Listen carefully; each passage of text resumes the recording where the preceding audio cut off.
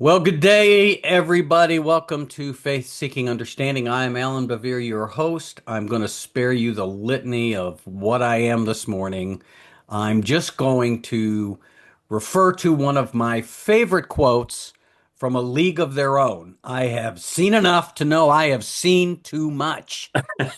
And it is where we are. And to help us sort through all of the nonsense of late is my friend Michael Cruz. Michael, how are you today? I'm doing great. Alan, how are you? I'm doing okay. Ay, ay, ay. I never would have thought we are where we are, but we'll talk a Right, little bit about that. right. Um, hey, sports first. So your Chiefs finally got in the win column. I watched the first half of that game Yeah. Sunday night, and then I didn't want, I wanted to go to bed, and I'm retired, so I can do that. Right. But I know they've had a couple of receivers that are hurt, but they've really struggled. What's up with them this year? I don't know. I mean, their one and two receivers got injured early on. Well, one's injured, one's suspended. So hopefully in 3 more weeks. Well, I should back up. Even next week, I think one of the receivers who's injured, he expects to be back, and then 2 weeks after that, they get their number one receiver. That would help. But yeah, the first two games in particular, and even the first half this week, they just do not look in sync on offense. Everything just is a mess. Then we saw in the second half, you started to see some old Chiefs in a couple of series of downs there where they just kind of put it together, went down the field, did what they were supposed to do. So who knows? But hopefully they're beginning to figure out what's going on.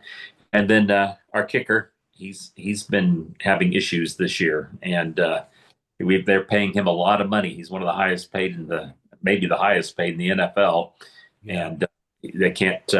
He's got guaranteed money, so it doesn't do any good to go try to find another kicker right now. So, Yeah. anyway, there's lots of question marks. We're going to see. How about your Browns? Well, I mean, they Sunday they for the first 3.5 quarters they played like the Browns on offense Yeah, and came back then and won it with a 55-yard field goal at the end of the game. yeah, So right. uh, you know, uh, our defense is really good, and they kept us in the game.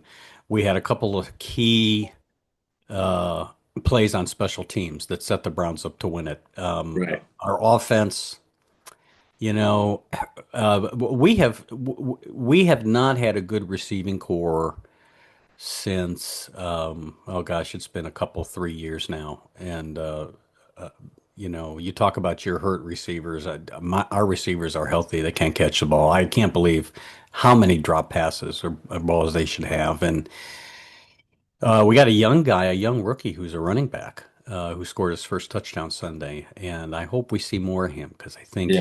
I think he's looking promising. We've got Ford as a running back and he's good, but I don't think he's the one. Yeah. Um, so anyway, yeah, so they won. They beat the Packers and at There home, you go. and so we'll see what happens. Yep. But on a more important note, the Guardians Yeah. are one game out of first place How's that with happen? the Tigers against the Tigers, and they are playing in Cleveland this week. Isn't that Right great? tonight, they're playing their first game of the homestand. And they won 10 games in a row. They just lost the other night. Yeah. But I mean, it's like, you know. Here we go. So we're good. I mean, so we're looking good. The Guardians are doing all right, and Yeah. our pitching seems to be coming through. Our hitting is we're doing some clutch hitting, which we've not been good at this year. Uh, Yeah. so yeah, so okay, Thank Browns, yeah, yeah, yeah, they yeah. won. Guardians, yes, let's do Yes. it. And I would if the week wasn't my week wasn't as goofy as it is, I would buy tickets to You this. be down there to a game. Yeah, I hear you. But I'm now 2 hours from the stadium. Yeah. Anyway, Yeah. I would do it for this. Make it more challenging. Yeah. Sure. Yeah. So, Yeah. and your Royals, Yeah, they're not going to make it to the playoffs this year, but we're some. They're doing well here of late. The last few games, they've just sputtered up through the whole year, never being able to get quite going until this right here at the end. They'll finish above 500, I'm pretty sure. and Salvy's has achieved some career milestones, and Bobby Witt Jr. is doing really well, and they've got a new catcher, Jensen, who's really hitting above 300. Just came in a few weeks ago, so yeah, there's lots of bright prospects for next year. I'm hoping. I was Yeah. hoping they'd do a little better this year, but hey, at least they will probably have a winning season, which is an improvement over like the previous 10 seasons, except for last year they did well, but 10 Yeah. seasons before that, yeah. So Yeah. anyway, they're competitive. It's fun. But I'm excited to see what the Guardians are going to do. It'll be Yeah. cool Me down to the too. end. Yep. Me too. Yeah. Our mutual friend Scott McKnight, his son works for the Guardians now. I don't know if you know that. Yeah. Okay. Yeah. And so he's now a Guardians fan. There you go. I mean, when you got one of the consummate New Testament scholars on your side, you're in good shape, right? So Special connections, right? Yeah. that's right. All right. Well, let's get into the topic at hand. Very appropriate, unfortunately. Yeah. And that is the topic of political violence. And of course, we've been focused on this now because the murder of Charlie Kirk. Right. And I think we need to start off the show by affirming the fact that political violence is never justified. Yeah. I don't care what their politics are as far as the recipients. Uh, None of it is ever justified. And, Right.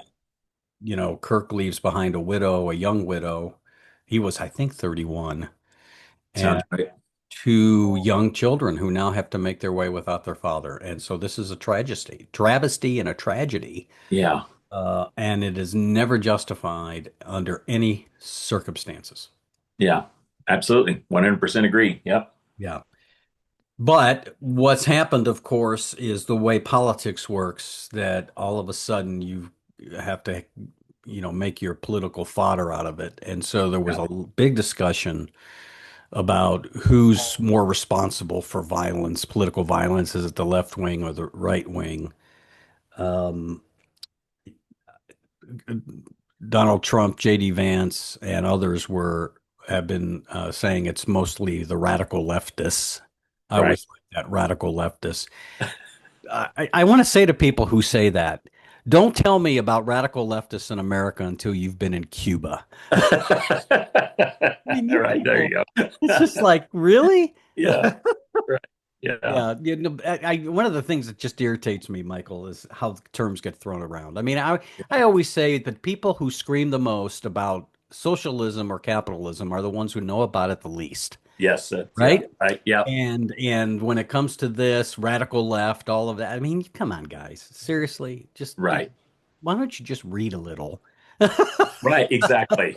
But anyway, so anyway, the Republican Party and they're going to investigate left-wing radicals and all of this kind of thing. Well, the reality is that two studies done, and we'll put the links in the description to this, but two studies done that I actually linked to on social media, and you might have too. Right. Right. Cato Institute, which is Right. libertarian. I would say libertarian in the Rand Paul sense. Right. So they're more libertarian conservative. They did their study and basically said that left-wing violence, political violence, accounts for 10% of all political violence, while right-wing political violence is 63%. And what was interesting, that Islamic violence is actually 23%. Mm-hmm. Yeah. So it's low. So Islamic inspired political violence is lower than right wing political violence. Now that is taking out 9/11. Right. Sure. But what they wanted to do was talking about the homegrown stuff, right? Right. Right. Right. And of course the folks who carried out 9/11 were not from America or American citizens. And then the prosecution project also came through with similar numbers. So the reality is, and by the way, the Trump administration, and it's been in the news, and it has buried a report Right. that said that right-wing political violence is more prevalent than left-wing. So they basically took that down and scrubbed it. So Yeah, that was from a government source, and so from a they government source, and they so proved it from the government I mean, website. Yeah, this is the studies that have been done. Now, yeah, again, 10% of violence committed by the left wing is wrong. yeah, It doesn't matter who is committing it; it's wrong. But the narrative that it's all the radical leftists doing this stuff is just not in keeping with what we know and the research that had been done. yeah. And I just to add to that, I've been in graduate school in the 1980s. My coursework took me into some of these kind of areas, looking at crime, that kind of thing, and it was true then. The numbers that are true now are true then. There's been proportionally minor changes up and down between the various groups that you're looking at, but you go decade by decade, and it's consistently been the same. Yeah, Yeah. Yeah. So that's where it's coming from. So what I would want to say to our friends who are on the right, folks, you need to do some soul searching here as to why this is. Okay. So instead of blaming somebody else, do a little soul searching, figuring it out. I mean, both sides have to be careful about the incendiary language. I mean, we get it yeah, on both sides, and they really need to be careful about that. You can engage yourself in the rough and tumble of politics, and we know that the language of politics can be harsh, but we really need to think about the words. And one of the things, here's another thing that bothers me. There's a psychology to this, is that we tend, let's use the incendiary language issue. We tend to give a pass to our side on the incendiary language, but we go after the other side. So when it's our side, oh, they're just talking, they don't really mean it. right. And when it's the other side, look at they're promoting violence. And Yeah, so we need to be a little more reflective and to take seriously. If we're going to take the other side seriously when they talk this way, we need to take our side seriously when they talk right. this way. And it's not just, oh, they're just spouting off. Um, there is clearly in politics a lack of critical self-reflection, Yeah. and so we really need to take this seriously.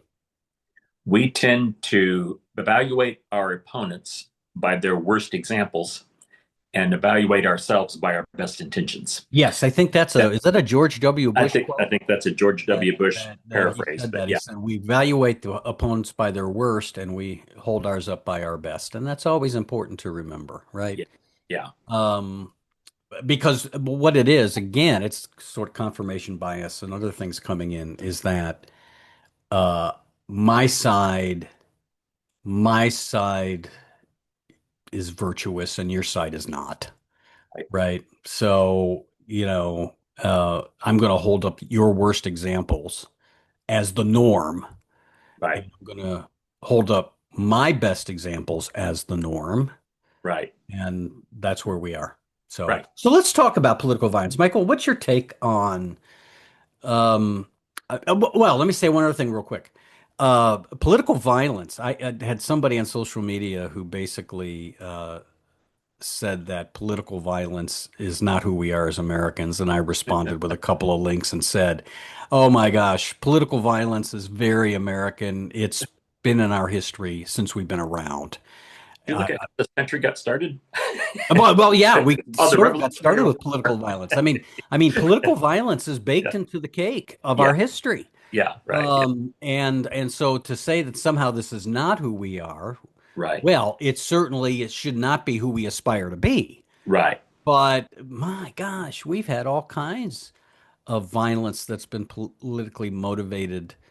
And our African American friends will certainly tell you about that, Yes, exactly. how Yes, yeah, often that they've been on the receiving end of this. And so there's a mythology, right? right. There's a mythology that this is not America. Well, but it is. Yeah, And just own it and right, say we need to do better. We need to become a place where this is not the case. right. So that having said that, Yeah. now to ask you, what is your take on what you see? Do you think it is worse now, Mm. uh, or not?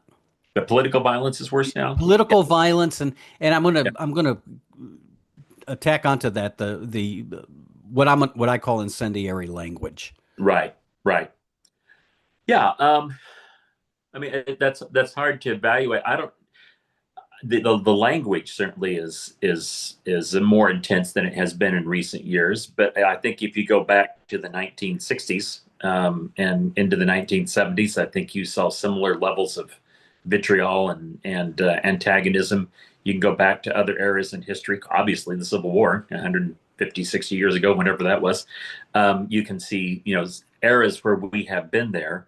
So I don't know that we are at the absolute worst that it has ever been, but we are certainly not in a good place, Yeah, obviously. And the the thing with Kirk, the thing that to me that's interesting about, well, there was the Kirk attempt, and then there was the attempt, couple attempts on Trump, and so on. Um, those Each of those seem to me to be, well, we don't know. I should back up. We don't know yet about the issue with Kirk. We've seen lots of information coming out, and it's not quite so clear exactly what the motivations were, exactly what was yeah, going on. There's lots of competing, contradictory estimations as to what was going on in the guy's mind. But some of these have struck me as not being what I would call truly, thoroughly politically motivated attempts to kill somebody. Often there were other idiosyncratic personal grievances or things happening with a person that was the as big a driver as anything was that was political. I think there were some cases that were very clearly political, which, for instance, the murder of the Speaker of the House in Minnesota, yeah, that was clearly a yeah, specific case, and you have others. But there have also been attempts like Democrats and liberals that were not necessarily motivated by purely political things. So it's a murky yeah, uh, thing to say what's going on. I think the language, I think the temperature has been turned up. I think the stage has been set for there to be more political violence. And certainly the Kirk thing is horribly tragic and just ratchets up the temperature even higher. yeah. I don't know. I Uh, don't know where it goes. I continue to try to be a hopeful person that we can work against that, but I also am a realist that when you start down this path, it's difficult to break it. yeah, and I have to say again, I think I'm a hopeful person too. I've always been a glass half full kind of guy, but I don't think this ends well. Yeah, So let me say the one difference I've seen in reference to and I agree with you. I don't know if the violence, the rhetoric has been ratcheted up or not. But I also know that there hasn't been a time in our lifetime, Michael, when this kind of language is coming from the president and vice there president you go. Yeah, and that is different. members of his cabinet. Yeah, that's different. Obama didn't talk like this. George W. Bush didn't talk like this. Ronald Reagan didn't talk like that. That doesn't mean they didn't say tough things, but Right. there's a difference. So what'll happen, see, is I'll get an email now from somebody who will quote Obama, Yeah, right. one quote and say, "Oh, see," well, Yeah. no, Yeah. no. All politicians at times say things that they shouldn't. We're talking about trends. We're talking about Right. a character here, Modus operandi. modus operandi, and Yeah. that what we see, we have not seen is this consistent. And I think I did not watch the Charlie Kirk rally, Yeah. which is what it was. Um, but I have friends who did, and who I trust to evaluate things really well. But one of the things that Trump said after his widow got up and said she forgave the assailant, which of course is a wonderful gesture. I mean, it really is. Right. It's at the heart. It's very a Christian thing to do. Right. But then Trump gets up and says, Kirk wanted best for his opponents. I don't want what's best for them. Yeah. And Right. well, of course not. He's a malignant narcissist, and malignant narcissists are out to destroy everybody who crosses them. Right. So he's upset with Pam Bondi for not prosecuting some of his enemies. I'm Right. guessing that Bondi, even though she certainly is a loyalist, she knows enough about the law. She's looking at some of those cases and saying, "There's no way," Yeah, right? yeah, right. Uh, but if she doesn't, she'll be out. And JD Vance, by the way, is not any better, to be honest. No, Uh, and I also want to say to him, you should know better. But yeah, um, this is the difference. The difference is it's being promoted by our leaders, and right, that is where now we have a problem. right. Um, I, so I, I think that is and you're right. That obviously is a big problem, and it's horrible. It's a low point, I think, in American history. I think there have been other presidents in our more distant past who may have been just as provocative on some things, but it's horrible at this point. I think the question that I continue to reflect on, I don't know the answer to. We'll see what happens. There is an element of Trump's base and of the MAGA group that I think is already receptive. They're already tinged toward that violence in the first place, and this may be of interest to them. I think the other question that I have in my mind is that a lot of this is becoming now in the open what Trump is saying and what he believes and what he's doing.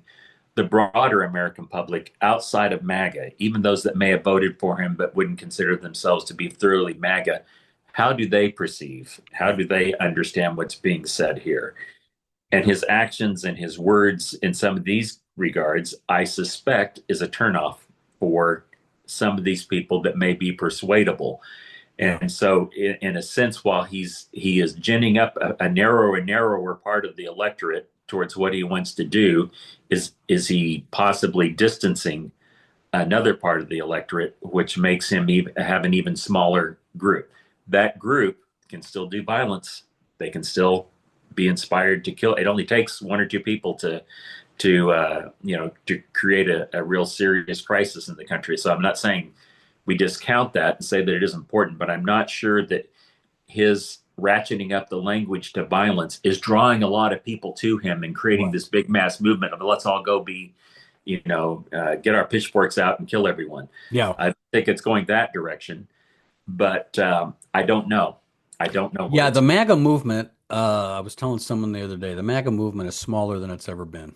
Yeah, But if you are still committed to Trump by now, man, you are in, right? yeah, right. And nothing is going to happen that's going to change your mind. Yeah, So these are the people because I read in a couple of sources, don't know if it's true, but but they're sources that I trust, said that when Trump got up to speak at Kirk's service, that people were getting up and leaving.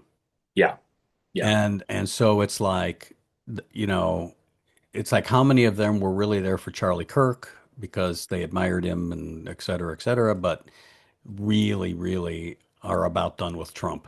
right, But here's the thing. The other thing is you just need a minority of people. That's the problem. right, And when I see what's going on right now, I think that uh, I don't think Trump is interested in appealing to the wider base anymore. no, no, no, He won the election. I am not at all convinced that our off-year election is going to be fair. hard to tell. Yeah, Hard to tell. We'll find out. yeah, But will they willingly give up both houses of Congress if they lose? yeah, Right. yeah, Um, I say the jury is out on that. yeah, exactly. Um, Yeah, I hear you. but and I think that explains the gerrymandering and everything because the off-year gerrymandering because they know on a straight up head-to-head election they're going to get swamped. They Right, see the polls, right, regardless of what Trump says. He has 90% approval rate. right, I, you just need this minority. If you can find a way to keep control, right, all you need is a minority of people to support you. You don't need the majority. And then right. you just hope that the vast majority are just acquiescent. Yeah, right. Yeah, that's what they're hoping for. I think with a cratering economy and other issues that I think trouble people, we'll see what happens. I know, for instance, with the gerrymandering thing, there were Republicans in Texas after they voted for the thing in Texas. They created 5 districts that they considered to be super Republican districts. But even some Republicans were saying, Okay, we created those, but we took 10 other districts that were sort of leaning or favorable our direction Yeah. and made them weaker in terms of favorability Yeah. towards Republicans. Did we just basically create five there in order to lose five over here? Yeah. And so, and I'm here in Missouri, and we've got redistricting. The redistricting that they would have basically cuts Kansas City into three different pieces. One going to a district that goes to the northwest part of Missouri, another one that cuts out the middle of Kansas City and sends it into central Missouri. And then the place where I live, which is almost near downtown, takes a less than a mile wide strip starting near downtown, goes right down the state line for a mile or two, and then shoves that down into southeast Missouri's congressional district. So that's in order to try to get rid of the congressional district that includes Kansas City that's Democratic. Yeah. Well, I know that there are prominent, I don't want to talk because nothing's been officially announced, but I know there are prominent Democrats who are talking about running in at least two of those districts because they think they can win those. They think that they could, and so that there would be two Democratic districts instead of one, possibly of some of those.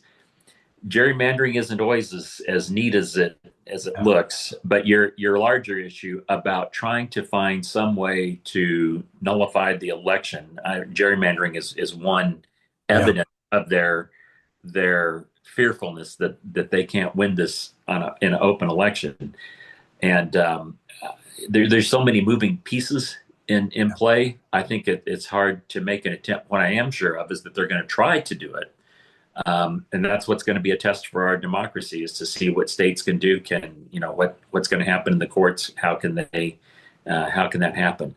Yeah. So, for me personally, I think we just keep as individuals, we just keep doing the pieces that we can do, and keep supporting and encouraging those that have more power and more ability to influence things to keep doing the right things Yeah. that need to be done and keep working in that direction.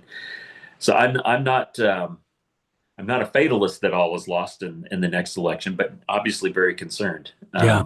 Yeah. that we keep working for making that work. And don't put it past uh, a large percentage of, or at least a significant percentage of Republican voters in Texas and Missouri to see past this and say, you know what? I've never voted for a Democrat in my life, but this is ridiculous. Yeah, And so don't put it past. There's a certain percentage. I always use 30%. That seems to be right. the true percent. Yeah, 30% of the electorate is gullible. right. Yeah, right. The other 60, 30% or other 70%, you can see my math skills at work here. The other 70% are not. Right, Uh, and at some point they see through some of this stuff. So right. you never know. But I don't want to get lost on our political violence issue. I mean, Right. the other thing um,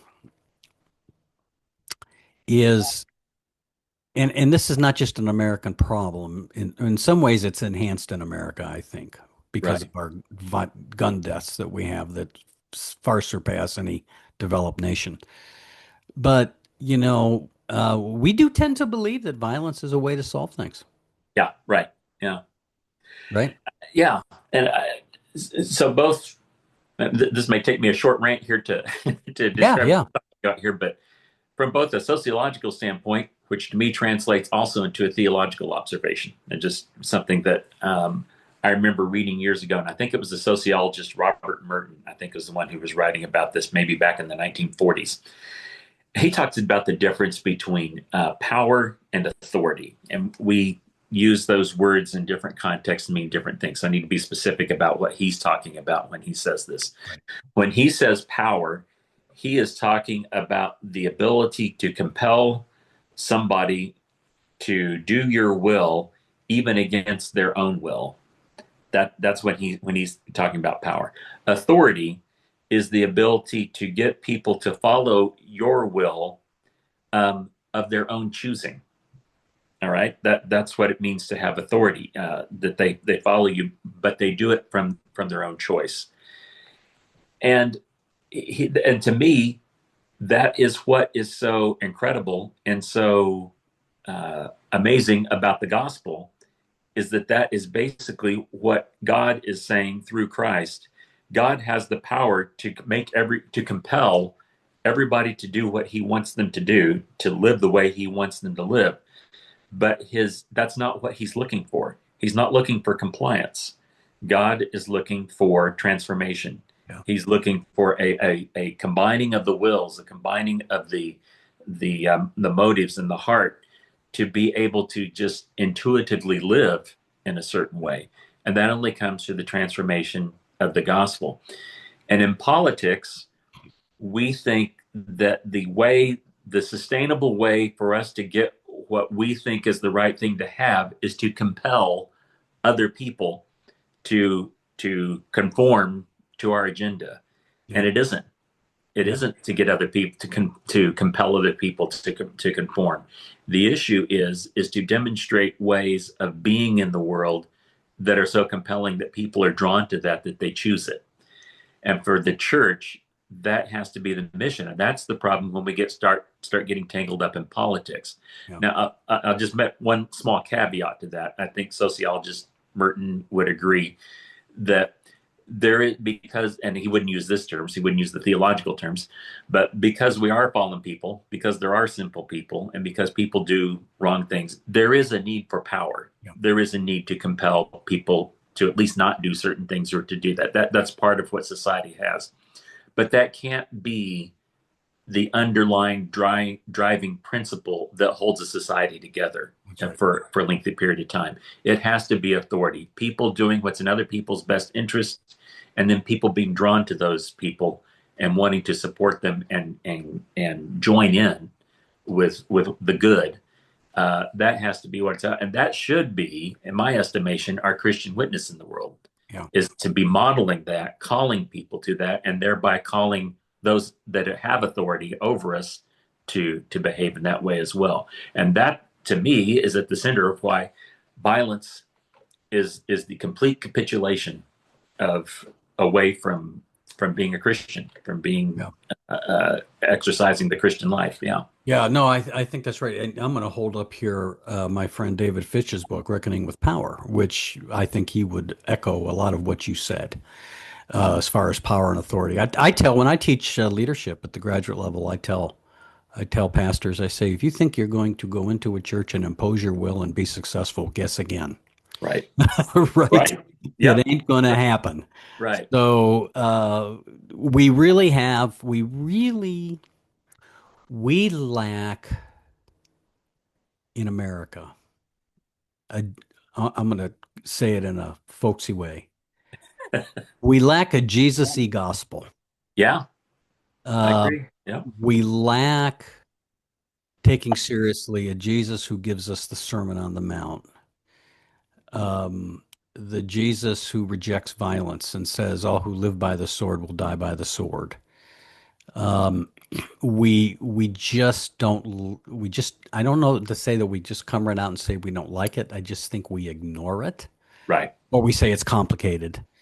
right, Which again, that's not to say there aren't issues that are complicated, but a lot of right, times it's complicated is used as an excuse. right, And there really is a need for the church to recover the Jesus, what Scott McKnight would call the King Jesus gospel. right, I don't know that I think we've got a whole lot of Christianity running around. I'm not so sure how much Jesus we got running around. right, And so if Christians, any Christian who thinks political violence at any point is acceptable has missed the boat yeah, on Jesus, right? right, exactly. Yeah. Yeah. And that brings me to one of my favorite epiphanies that I came to many years ago, and that is looking at the end of the Gospel of Matthew. Mhm. And at the end of Matthew 24, Jesus raises the idea of the paterfamilias with the household manager, the oikonomos, I think is how you pronounce it. And one of the reading into what's De Silva, I think is his book. I think he gets into some of this too. Kent Bailey has talked about this. Mhm. The idea is that this was the household manager, that when the paterfamilias, the head of the family, would be gone for months at a time, that this person would be so in tune with the master's thinking and how they would do things and the decisions they would make that they could make them in the master's absence, and the master would come back and be thoroughly in tune with everything that had happened. That you were so in tune with the master's mind that you would do that. And Jesus says that at the end of, he talks about the servant who serves him well while he's gone, and the servant who doesn't serve him well when he's gone, and what happens to them. And then that's when he goes into the three parables about the bridesmaids, and then the parable of the talents, and then at the end separating the sheep and the goats. And if you look at all three of those, they are all about, do the people in the story have the mind of the master Yeah. in mind as they're thinking about what it is they're supposed to do in their situations? And even those who don't even know the master, don't know who he is or what he stands for, but are doing the things that are the way the master thinks, the sheep and the goats, those are the ones who entered the kingdom of heaven versus those who knew the name and didn't do it. And Yeah. so it becomes about having that mind of Christ. And as I was saying earlier, the core of that was this idea of authority, of living your life in a way that draws people into relationship and they become transformed. You can't do that. And my final point would simply be Jesus' temptation in the wilderness. Yeah. I can give you all these things. All you have to do is bow down and worship me. No, that's not the way. Through power, through compelling things to happen is not the way it happens. It's through Yeah. sacrifice, through death. Yeah. Yeah, I think if a lot of us Christians were honest, we would look at that temptation and say, "What the heck, Jesus? Just think Yeah. of how much good you could do." Well, what's a little devil worship? If you could just think of how much good you could do if you were in charge of the kingdoms of the world. I And think of all the problems you could have avoided. yeah, Yeah. and yeah, Yeah. and Jesus says no. There is this great scene, by the way, in a movie that was made in the year 2000, something like that, called Jesus. And it was Jeremy Sisto was Jesus. It was a two-part it was on. I don't know if you saw it. But they had two great scenes. One was the temptation, where the devil shows up in an Armani suit looking really good. It was interesting. Yeah. Yeah. But the other one was the Gethsemane, where Jesus is praying and Satan comes to him and he says, "This is what they're going to do in your name." And so he shows him the history of Western Christendom and the wars and violence. And Jesus, this is what they're going to do. They're going, you are taking the way of the cross, and yet this is what they're going to do in your name. Yeah. Just a great scene. Yeah. And Yeah. I thought about that because I struggle, Michael. And I don't want to just accuse here because I know I'm part of the problem too, that I'm baked in as much as I haven't met an argument against Christendom I haven't liked. I'm also entangled in it. Yeah.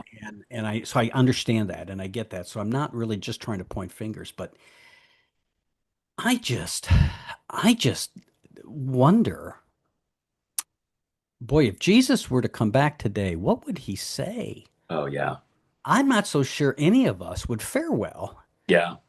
Um, I don't care what our politics is. I don't think Yeah. any of us would fare well. In fact, I think, one of the things that interests me about the Gospels is that you have these various groups, Pharisees, Sadducees, Herodians, uh, and others, Essenes, who all don't like Jesus. They're Right. all, I mean, they're, the Herodians and the Pharisees and the Sadducees. And I mean, all these people who have different agendas, who don't get along with each other, or at least the relationship can be real tenuous.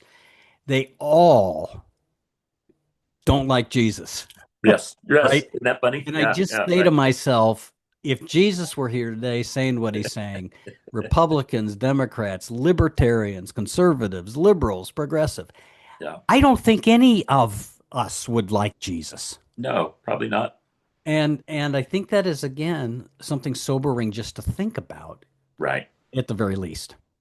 Yeah. And by the way, in our climate, uh, I don't think there's any doubt that someone would resort to political violence just against Yeah. him, just like the Romans did and the religious leadership did.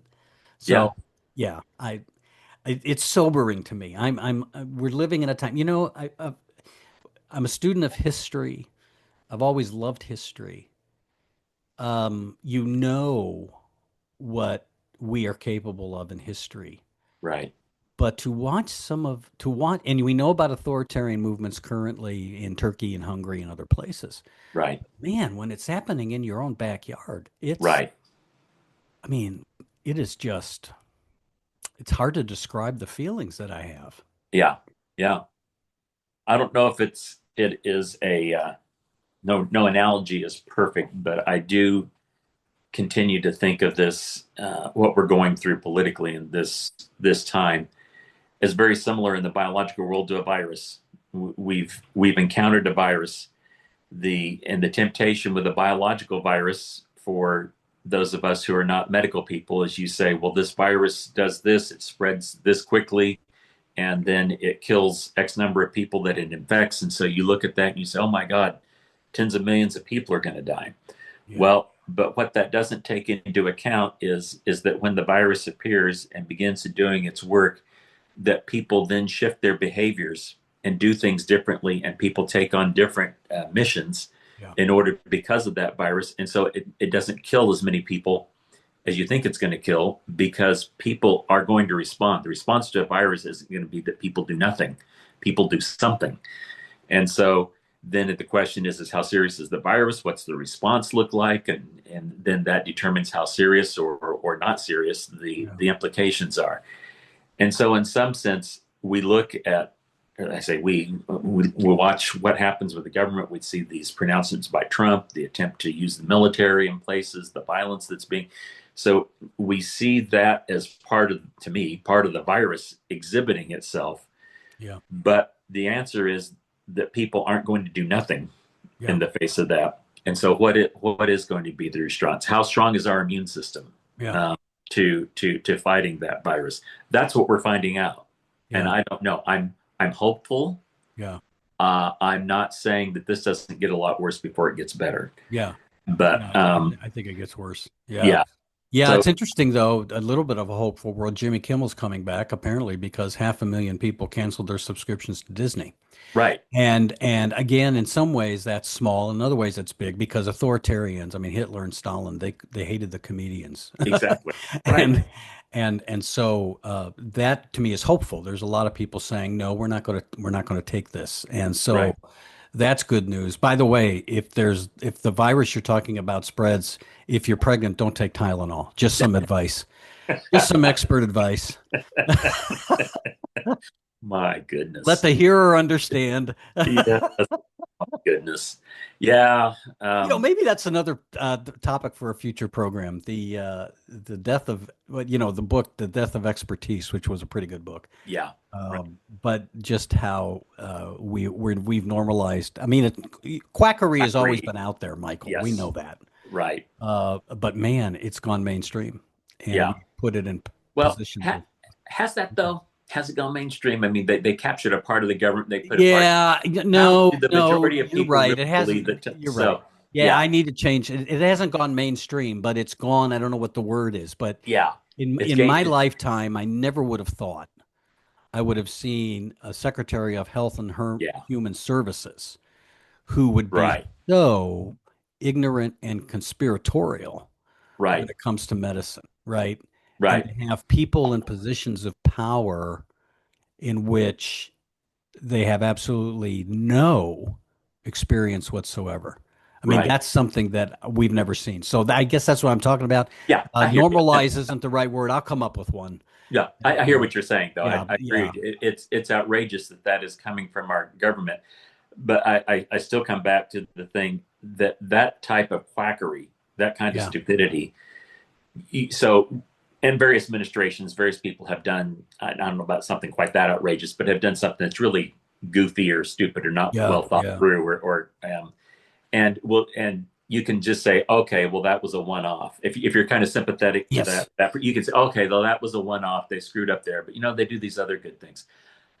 I think I have this sense that's what's happening with some people is this isn't just about Tylenol. This is about uh, canceling government research for childhood cancer. This is about sending masked people into people's houses and arresting them without a warrant. This is about, and I could go on and list you Yeah. 15 to 20 things. And when you get an accretion of those, that it just keeps building. Each one of these, to me, I suspect is adding just that much more weight on the camel's back until the camel breaks. Yeah. There is the expression that an authoritarian is strong until he isn't. Yeah. And Yeah. often when the camel breaks, there's not a lot of forewarning that suddenly it snaps and that it's gone. So the pressure has to be kept on Yeah. to keep people aware, keep this in the conversation of the lunacy that's happening, and pray and hope that there are enough people that will be concerned and attentive enough that we can reverse this. But Well, and never underestimate the power of personal contact and personal stories. I have a yeah, friend who told me a couple of months ago, they made all these cuts, as you know, you talk about cancer research. right, He has had cancer for a while. He's doing all right, but he's yeah, been undergoing uh, special treatments. I don't know if I want to call them clinical trials or not. They may be, but he's undergoing these treatments. And he told me a couple of months ago, he said, because of all the cuts, he said his treatments are canceled. oh my, yeah, So he's got friends and family. yeah, We don't know how they voted and we don't know how they think. But then all of a sudden, here is somebody becomes very personal. who it's very personal, Hmm. who now cannot get this treatment because Doge, uh, we should call it bulldozer is what we should call it, Right, went in and bulldozed a lot of this stuff. This has a ripple effect. The personal has a ripple effect. So yeah. And I can tell you, I know, and on another front, I know you know the same stories. I know people that are near to me. I'm not going to name anybody or who they are that are differently pigmented than I yeah, am, yep, who are afraid to go out and go travel because they could get stopped on the street in a perfectly innocent situation by ICE, and they're concerned about what's going to happen to them. yeah, And that becomes very personal. yeah. And Yeah, no, you're absolutely right. And of course, I'm involved with the immigrant community, as you know, and I right, have lots of stories like that. yeah, And pastors who are here, uh, who are scared to death, and their congregations are scared to death. So, yeah. So anyway, this has a ripple effect. Well, Michael, we will hope and pray that what has happened in these last week or so that will not lead to more political violence. That there's nobody out there who's going to take these events to see if they can ratchet it up because that's never good and it's never helpful and it will never achieve the end you want. no. So anyway, all right. Well, Yeah, okay. and I'll just add too that I think in the broader context, violence more specifically, but just in the broader sense, this attempt to take the guardrails off of civil society, off of a functioning government to keep powers in control, it just boggles my mind that people do not think past the moment Yeah. as to what this is going to mean for them in the future because there aren't always going to be Republicans in charge. There Yeah. are going to be Democrats in charge. And when you've taken the guardrails off of these people now, they aren't going to be there forever. Donald Trump's an old guy. He may not Yeah. make it through his term. I don't know. I mean, Yeah. he's got health issues. But Yeah. assuming even if he did, within 3 or 4 years, you could very well have a Democrat in the White House, and you could have a Congress that's a Democrat, and you'll have taken all the guardrails. And guess Yep. what? You think you want your retribution, and boy, you love trolling these guys, and so on and so forth. What makes you think that the next group that come along isn't going to turn around and do the same thing to you? Yeah. Civil society depends on us acting civilly and participating with an effective form of democratic government. Yeah. That's where we've got to be, and And violence will take us away from. unscrupulous people exist across the political spectrum. Yeah. Yes, they So sure do. Yeah. you're absolutely right. Well, that's a good place to end it. Kind of depressing, but it's a good Yeah. warning Yeah. for us. And so, thanks for that conversation. And hopefully, we won't have to revisit it for a while. We'll see. So, anyway, Yeah. well, friends, thanks for joining us. I appreciate it. Don't forget before you click out, if you're watching on YouTube, like us. or not like us, subscribe. It's free and it helps us. And then also, if you're listening on podcast, go ahead and like us. And if you want to leave a comment, leave a comment. We're glad to have that if you have a question. And if you have a real uh, good question, we'll address it to Michael. If you have a question that requires no expertise or understanding, Yeah, I'll right. answer Yeah, right. Yeah, it. There are some people who sure. actually think I have no understanding, so who knows? I might get that question. Anyway, but friends, thanks for joining us. This is Faith Seeking Understanding, and a reminder that the patron saint of faith seeking understanding is Anselm of Canterbury, who said, "I do not understand in order to believe, but I believe in order to understand." So, friends, keep seeking.